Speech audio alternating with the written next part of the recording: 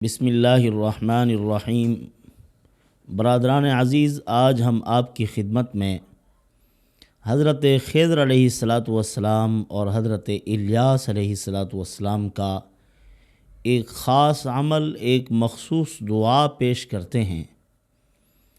کوئی مسلمان اس مبارک دعا کو، اس عمل کو پڑھے، اللہ پاک اس کو حرق سے، غرق سے، سرق سے محفوظ فرمائیں گے۔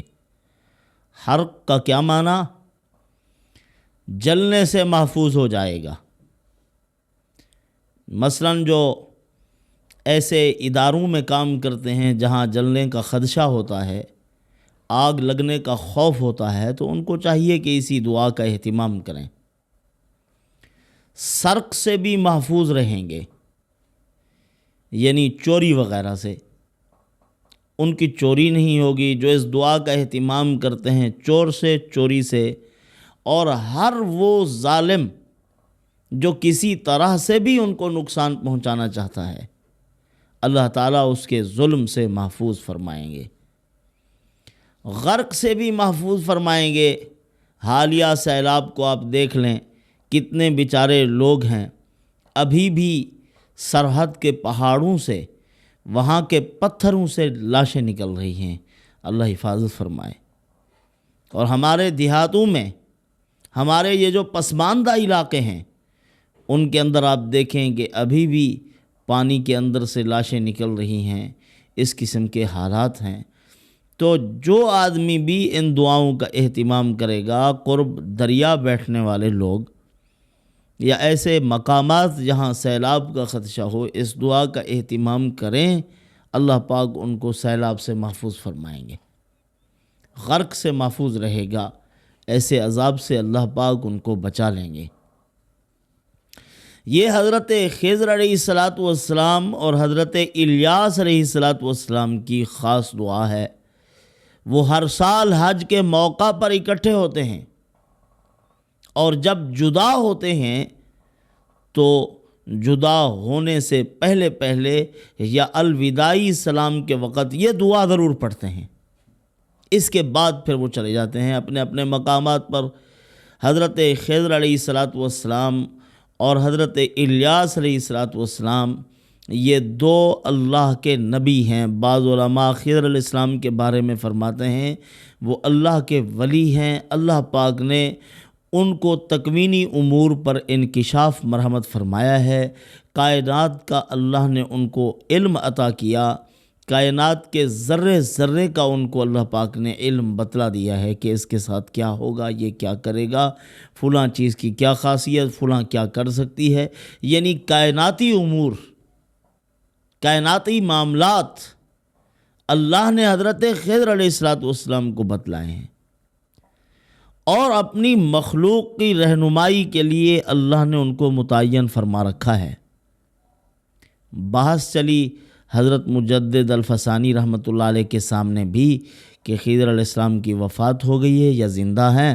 حضرت مجدد الفسانی رحمۃ اللہ علیہ مراقبہ کر کے بیٹھے، تھوڑی دیر کے بعد اپنا سر مبارک اٹھایا، فرمایا کہ دیکھو بھائی، خضر علیہ الصلاۃ والسلام کے ساتھ میری ملاقات ہو گئی ہے۔ انہوں نے مجھے بتلایا ہے کہ اللہ تعالیٰ نے ہم دونوں کو موت تو دے دی ہے، لیکن ہماری روحوں کو اللہ نے ایسا لباس پہنا دیا ہے کہ پھر دنیا میں بھیج دیا، ہم چلتے پھرتے رہتے ہیں۔ میری تشکیل پہاڑوں کی چٹانوں کی طرف اور خاص میدانی علاقوں کی طرف ہے کہ جو بھٹکے بھولے ہوئے لوگ ہیں ان کو راستہ بتاتا ہوں، اور حضرت الیاس علیہ الصلاۃ والسلام ساحلی علاقوں میں رہتے ہیں، وہاں راستہ بتاتے ہیں۔ اسی طرح گمراہ لوگوں کو بھی بسا اوقات اللہ پاک ان کو بھیج دیتے ہیں کہ ان کو راستہ لگاؤ، یہ رجال غیب ہیں، ان کے ذریعے سے اللہ پاک بندوں کو ہدایت بھی عطا فرما دیتے ہیں۔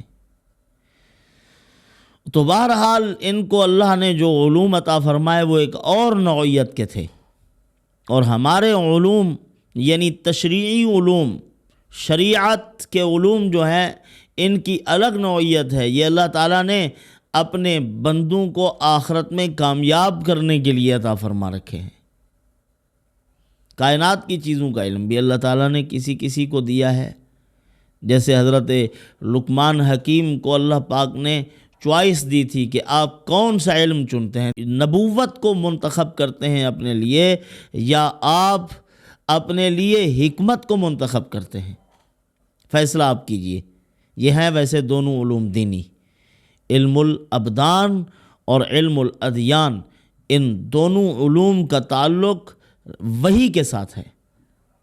تو حضرت لقمان حکیم نے اپنے لیے حکمت کو پسند کیا تھا کہ مجھے حکمت چاہیے. اللہ تعالیٰ نے ان کو حکمت عطا فرما دی. طب کا اللہ تعالیٰ نے ان کو بادشاہ بنایا، پھر وہ علوم عطا فرمایا. آج تک لوگ کہتے ہیں نا یہ لقمانی نسخہ ہے، یہ حکیم لقمان کا نسخہ ہے، بڑی طاقت ہے اس میں. تو بہرحال بڑے حکیم آدمی تھے. صرف طب کو جاننے کا نام حکمت نہیں ہے، عقل و دانائی کا نام بھی حکمت ہے. اللہ تعالیٰ نے ان کو عقل بھی بڑی عطا فرمائی تھی، دانائی سے نوازا تھا. تو بہرحال برادران عزیز، نیکی، تقوی اور اخلاص اگر کسی کے اندر ہو تو دنیا میں بھی اللہ پاک اس کی حفاظت فرماتے ہیں، آخرت میں بھی اپنے بندے کو محفوظ فرمائیں گے. دنیا کے اندر بھی فتنوں سے بچاتے ہیں، اور جب بھی کہیں ان کو فتنے، مشکلات، مسائل گھیر لیتے ہیں تو ان سے نکلنے کا راستہ بھی اللہ پاک ان کو سجھا دیتے ہیں، دل میں ڈال دیتے ہیں، القاء کرتے ہیں. بصرہ میں ایک بزرگ تھے جن کا نام تھا حضرت خواجہ مسکی رحمۃ اللہ علیہ، یا مسکی. مسک کی خوشبو آیا کرتی تھی ان کے جسم سے، بہت خوشبو. جس گلی سے، کوچے سے، دکان سے، مکان سے، مسجد میں جاتے، ہر جگہ خوشبو، معطر ہیں وہ خوشبو سے. کسی نے ان سے پوچھا کہ حضرت آپ خوشبو میں نہاتے ہیں کیا؟ ہر وقت آپ کے جسم سے خوشبو ہی ہوتی ہے، اس کی وجہ کیا ہے؟ آپ کے جسم سے خوشبو کیوں نکلتی ہے؟ حضرت خواجہ مسکی رحمۃ اللہ علیہ نے فرمایا بات یہ ہے، آج آپ کو بتا ہی دیتا ہوں، میرے مرنے کے بعد دل میں کھٹکا رہے گا کہ پتہ نہیں کیا بات تھی، ان کے جسم سے خوشبو کیوں آتی تھی، کپڑوں سے خوشبو کیوں مہکا کرتی تھی. تو پھر آپ کو بتانے والا کوئی نہیں ہوگا، میں آج بتا دیتا ہوں آپ کو. میرے والد محترم نے میری بہت اچھی تربیت کی ہے، قرآن و حدیث کے اصولوں کے عین مطابق سیرت النبی کو سامنے رکھ کر ہمارے والد نے ہماری تربیت کی، نیک بنایا، ہمارے دل میں تقوی پیدا کیا اور فکر میں رہتے تھے. تو بہرحال جہاں اور خوبیاں پیدا ہوئی وہاں ایک خوبی پاک دامنی کی بھی اللہ نے ہمیں عطا فرما رکھی ہے. میں بڑا خوبصورت نوجوان تھا، ایک مرتبہ ایک بڑھیا آئی، مجھے کہنے لگی، ارے نوجوان، ہمارے ہاں ایک بچی بیمار ہے، اس کو دم کرنا ہے، آپ چلو. میں نے انکار کیا کہ میں نہیں جا سکتا، میں مصروف ہوں. ساتھ ایک دکان والا بیٹھا ہوا تھا، دکان والے نے کہا کہ حضرت آپ چلے جائیں، کوئی مسئلہ نہیں ہے، دم کرنا ہے اس کو، آپ کے ساتھ عقیدت ہے ان لوگوں کو، کیا معلوم بچی آپ کے دم سے ٹھیک ہو جائے. تو وہ مان گئے، چل پڑے. فرماتے ہیں وہ بڑھیا لے کر گئی مجھے ایک ایسا بڑا عالیشان گھر تھا، بہت سے نوکر چاکر تھے، مرد بھی تھے، عورتیں بھی تھیں. وہ مجھے ایک کمرے میں لے گئی. جب میں اس کمرے میں داخل ہوا تو وہاں ایک حسین و جمیل خوبصورت عورت بیٹھی ہوئی ہے، مجھے لپٹنے لگی. میں بھاگنے لگا تو اس نے مجھے مجبور کیا. میں نے تقاضا ظاہر کیا کہ مجھے پیشاب آیا ہوا ہے، میں قضائے حاجت کے لیے جاتا ہوں، پھر آتا ہوں. میں وہاں سے جان چھڑا کر گیا، بیت الخلاء میں جتنی گندگی پڑی ہوئی تھی ساری اپنے وجود پر مل لی، اپنے چہرے پر پوری گندگی ساری اپنے وجود پر مل کے سامنے چلا گیا. جب گیا اس کی جو باندھی تھی اس کو انہوں نے ساتھ بھیجا تھا کہ جاؤ ان کے ساتھ. وہ بھاگ گئی، یہ تو پاگل ہے، پاگل پاگل کہہ کے بھاگ گئی. اس نے مجھے دیکھا جو مجھے ورغلا رہی تھی وہ بھی دیکھ کر بھاگ گئی، یہ کیسا ہے، بد دماغ ہے، یہ تو بدحواس آدمی ہے۔ اس طرح میں آیا، باہر نکلا اور اپنے آپ کو چھپتے چھپاتے ایک باغ کے اندر داخل ہوا۔ وہاں جا کر میں نے اپنے کپڑے دھوئے، اپنا بدن صاف کیا، ایک چشمے پر صاف ستھرا ہوا۔ پھر اس کے بعد میں جو ہے وہاں سے اپنے گھر کی طرف روانہ ہوا، عبادات الہیہ میں مصروف رہا، ورد کرتا رہا، اللہ اللہ کرتا رہا، رات کو سو گیا تو خواب دیکھ رہا ہوں کہ ایک بڑی نورانی شکل کے آدمی ہیں جو میرے چہرے پہ ہاتھ پھیر رہے ہیں، میرے جسم پہ ہاتھ پھیر رہے ہیں۔ میں نے پوچھا کہ آپ کون ہیں؟ کہا کہ آپ کو معلوم نہیں، میں جبرائیل علیہ السلام ہوں۔ تو فرمایا جب میں اٹھا، نیند سے بیداری ہو گئی تو دائیں بائیں دیکھا، کچھ تھا نہیں، لیکن میرے جسم سے خوشبو مہک رہی تھی۔ اسی عمل کی وجہ سے اللہ تعالیٰ نے مجھے خوشبو سے معطر کر دیا ہے۔ ظاہراً تو میں نے اس بد کرداری اور اس بدبوداری سے بچنے کے لیے اپنے آپ کو بدبودار کیا، لیکن اللہ عز و جل نے میرے وجود کو خوشبو سے مہکا دیا ہے۔ یہ تو دنیا میں اس نیکی کی خوشبو ہے۔ جو پاک دامن رہیں گے، عفیف رہیں گے، اپنی نگاہ کی حفاظت کریں گے، وہ دنیا میں اس طرح محفوظ اور خوشبو سے معطر رہیں گے۔ آخرت میں ان نیکیوں کی کس قدر خوشبو ہوگی، اس کا ہم اندازہ نہیں لگا سکتے۔ تو دیکھیں، جو آدمی بھی نیت کرتا ہے، درد دل کے ساتھ کسی گناہ سے بچنے کا اہتمام کرتا ہے، اللہ ہی بچاتے ہیں، اللہ تعالیٰ گناہوں سے محفوظ رکھتے ہیں۔ ہمارے ایک بزرگ تھے، فرماتے ہیں بلاد روم میں ہم قید ہوئے، وہاں انہوں نے بادشاہ تھا، ایک عیسائی بادشاہ، اس نے کہا کہ میں تمہیں قتل کروں گا، تم ہمارے مذہب کی طرف لوٹ آؤ۔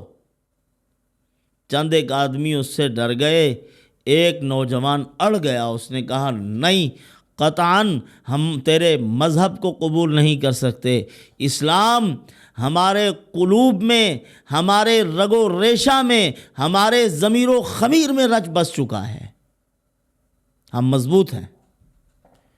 تو اس نے کہا کہ میں گردن اڑا دوں گا تیری۔ انہوں نے کہا کوئی مسئلہ نہیں ہے۔ اس نے تلوار چلائی، ان کی گردن کٹ گئی اور پانی کا ایک ندی بہہ رہی تھی، اسی کے اندر چلی گئی۔ تھوڑی دیر کے لیے تو وہاں پانی میں چھپی رہی، پھر اس کے بعد گردن پانی کی سطح پر ظاہر ہو گئی اور دائیں بائیں عیسائیوں کی طرف دیکھ کر وہ آواز دے کر کہنے لگی یا ایتھا النفس المطمئنہ ارجعی الی ربک راضیۃ مرضیہ فادخلی فی عبادی وادخلی جنتی۔ ارے مجھے قتل کرنے والو، اللہ رب العالمین نے مجھے حکم فرمایا ہے، اے مطمئن روح، جا میرے خاص بندوں میں داخل ہو کے جنت میں داخل ہو جا۔ ایک مرتبہ یہی آیت کریمہ حضرت عبداللہ ابن عباس رضی اللہ عنہ پڑھ رہے تھے۔ سیدنا صدیق اکبر رضی اللہ تعالیٰ عنہ بھی رسول اللہ صلی اللہ علیہ وسلم کے ساتھ تشریف فرما تھے۔ حضرت عبداللہ ابن عباس رضی اللہ تعالیٰ نے عرض کیا یا رسول اللہ، یہ آیت بڑی عجیب ہے، کس طرح کا ایک خاص اعزاز ہے۔ اللہ نفس مطمئن کو، روح مطمئن کو پھکاریں گے اور فرمائیں گے جاؤ میرے نیک بندوں میں داخل ہو کے جنت میں داخل ہو جاؤ۔ تو یہ تو بڑا اعزاز ہے۔ آپ صلی اللہ علیہ وسلم نے فرمایا اے عبداللہ، جب تیری وفات کا وقت آئے گا تو فرشتہ تجھے بھی اسی طرح کہے گا۔ کوفہ میں حضرت کا انتقال ہوا ہے، فرماتے ہیں جب ان کا وجود جسم رکھا ہوا سامنے تو جو موجودین تھے وہ کہتے ہیں کہ اسی وقت محسوس ہوا۔ تفسیر ابن کثیر میں یہ روایت ہے اسی وقت محسوس ہوا کہ خوبصورت پرندہ جو حاضرین مجلس میں سے آج تک اس نوعیت کا، اس عجیب شکل کا پرندہ کسی نے نہیں دیکھا تھا، تو وہ آیا اور سینے میں داخل ہو گیا، سینے کے اندر سے ایسے داخل، پھر نظر نہ آیا۔ پھر اس کے بعد انہوں نے جنازہ پڑھا، تجہیز و تکفین کا انتظام ہوا، قبر میں تدفین کا مرحلہ آیا، تو جو وہاں موجود تھے وہ کہتے ہیں کہ قبر کے ایک کونے سے آواز آئی زور سے، یا ایتھا النفس المطمئنہ ارجعی الی ربک راضیۃ مرضیہ فادخلی فی عبادی وادخلی جنتی۔ ہم نے آواز سنی، قریب گئے، دیکھا تو کچھ نظر نہیں آ رہا، دائیں بائیں دیکھا، آخر توجہ سے معلوم ہوا قبر کے کونے سے آواز آ رہی ہے، اور حضور کا فرمان سچا، صادق اور مصدوق نبی کی لسان نبوت سے نکلا ہوا ہر لفظ، ہر بات سچی۔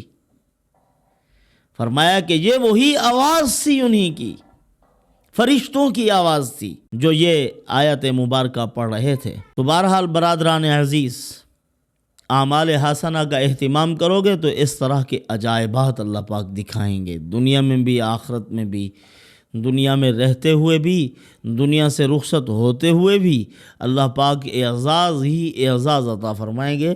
لیکن انہی لوگوں کے لیے جو آخرت میں غور و فکر کرتے ہیں، اپنی آخرت کے بارے میں سوچتے ہیں۔ تو حضرت خضر علیہ السلام اور حضرت الیاس علیہ السلام کی ملاقات کے وقت جو وہ دعا پڑھتے ہیں، اس دعا کا اہتمام کیجئے۔ پڑھنے کا طریقہ کیا ہے، ترتیب کیا ہے؟ علماء نے لکھا ہے کہ پہلے سورۃ فاتحہ اور بسم اللہ پڑھ لیجئے، 41 مرتبہ سورۃ فاتحہ بھی پڑھو، بسم اللہ الرحمن الرحیم کی میم کو الحمد کے الف لام کے ساتھ ملا کر پھر 3 مرتبہ صرف اس دعا کو پڑھو صبح کے وقت میں۔